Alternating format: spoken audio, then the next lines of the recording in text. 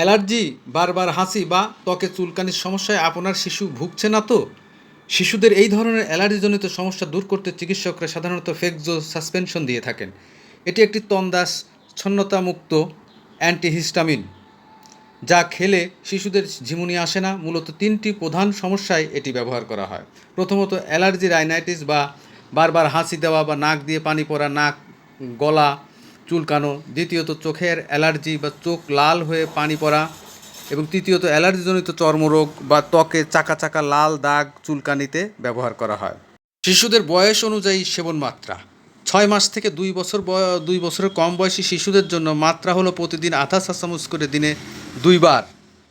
2 বছর থেকে 11 বছর বয়সী শিশুদের ক্ষেত্রে 1 চা চামচ করে দিনে 2 বার খাওয়ার পরামর্শ দেওয়া হয়। 12 বছর বা তার বেশি বয়সীদের জন্য সাধারণত ট্যাবলেট নির্দেশ করা হয়। এটি কখনোই কমলা বা আপেলের মতো ফলের জুস দিয়ে খাওয়ানো যাবে না। সবসময় সাধারণ পানি দিয়ে খাওয়াবেন। বাচ্চার যে কোনো ওষুধ সেবনের পূর্বে অবশ্যই চিকিৎসকের পরামর্শ নেওয়া আবশ্যক। ধন্যবাদ।